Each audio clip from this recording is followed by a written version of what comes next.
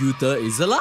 Maki's pissed because she's in love with Yuta and she doesn't like the idea that he risks so much without telling anyone. But her cousin Megami feels hazy as Sukuna used his soul to bear the burden of a limited void. Non-sorcerers had to go to therapy after experiencing it for 0.2 seconds, but my man tanked it multiple times, so Megami should be grateful he isn't retarded. However, Megami apologizes to everyone and they don't blame him for anything. And just when things were looking good, Kusakabe ruins the moment and blames Gojo even after his death, stating things would never come to this if he had just let Itadori die from the death penalty. Kusakabe even adds that he was on board with Yuji's death sentence and without Principal Yaga, he wouldn't even be here.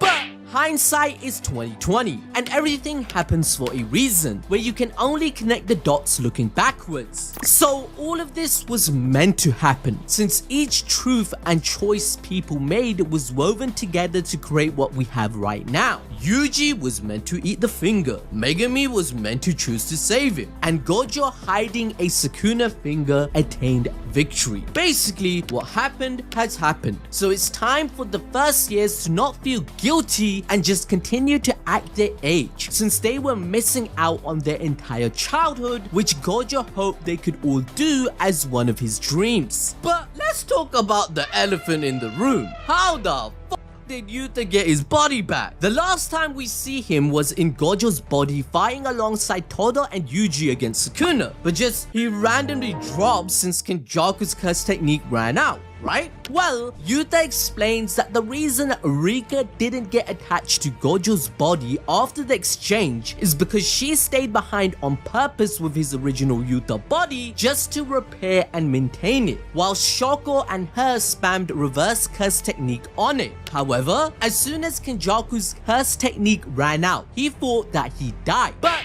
Rika reconnected with his original body and put it in a semi-death state. Something similar to what happened to Megami when he summoned Mahoraga for the first time in the Shibuya incident and Sukuna healed him using reverse curse technique. Similarly, Rika kept Yuta alive till his brain was switched back and his body was healed completely. This would have been for 3 to 5 minutes max, as that was the time limit Yuta had in Gojo's body. So wait a second, you're telling me Yuta basically didn't learn the trick Kenjaku did to stay alive after curse technique burnout like he did against Yuki? As Kusakabe mentions, imitating 1,000 years of experience is absurd, and Kenjaku was the second best barrier user in the world behind Tengen, where each technique was divided intentionally. So yeah, Rika was just a deus ex machina and is completely broken. Don't ask questions, just consume product and then get excited for next products. However, Maki is not done with Yuta. Gege uses her character to address all the community concerns that not only we mentioned in the videos, but you did in the comments. So make sure to hit the notification bell, like the video, and thank you to our Patreons for sharing their curse energy with us. In this post-game interview, Maki questions their strategy, whether it was the right call to let Yuta sneak up on Kenjaku rather than herself, since he took high countermeasures against him. However, it is then revealed that Todo was involved in the sneak attack, meaning Yuta used Boogie Woogie to teleport behind him to one-shot. But since Maki has no curse energy, Todo wouldn't be able to censor and his curse technique wouldn't be able to target her, which would have led to her downfall against Kenjaku, as we saw ourselves with our very own eyes that he did react in time and use anti-gravity. Now, what about Higuruma's executioner blade? It would be better in Maki's hands like we all said, and on top of that, they could have used the voice recorder that held Unumaki's curse technique to just one-shot Sukuna, right? Well, this was debunked due to curse speech being easily countered by just plugging curse energy into your ears to block the words, and it can't be unleashed all at once since the technique is active till the recording is played. Therefore, making 2 recorders with the same technique, it just simply wasn't possible. On top of that, Sukuna was too overpowered at that point of time, meaning Unamaki would have exploded and died just due to the kickback. But regarding Higuruma, he's back.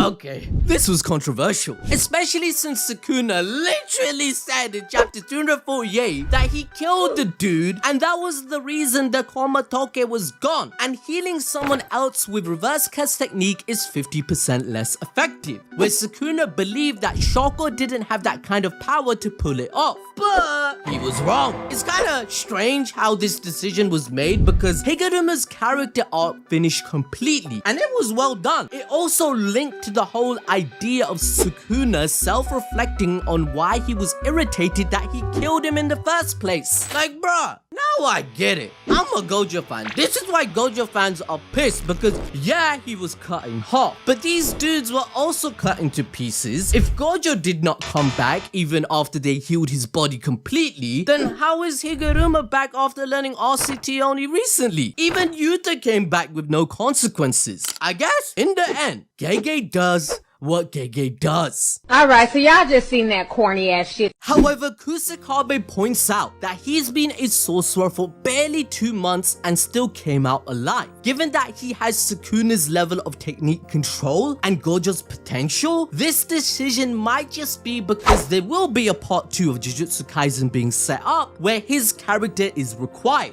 Now, that's just copium, but stick around to the end to see what I mean. Because Maki ain't done raging at the team. She's upset that her Pookie took too many risks and didn't tell everyone about the foreigners. However, we have to cut her some slack. This is just how much she cares about Yuta, and that's why Unamaki and Panda start laughing. This ship is definitely seeming to sail. But to be honest, we all know Yuta can't be blamed, since Miguel had no reason to risk death against Sukuna, and Gojo did say, "Are you strong because you're black?" I beg your pardon? But in the end, Yuji defends Yuta as he created the cursed 2 gauntlets he had on, and thanks to him taking over Gojo's body, within the 3-minute clash with Sukuna that saved his life, it gave Yuji the time to think about his domain expansion and study about it, which resulted in him pulling off Benevolent Shrine to ultimately win. So everything went according to plan, and I must say I don't know what they're complaining about because it was a landslide victory on their side. The only people they truly lost was Gojo and Choso. Kashimo doesn't even count since he was a ghost of the past and already dead. I don't know, man, like, think about it.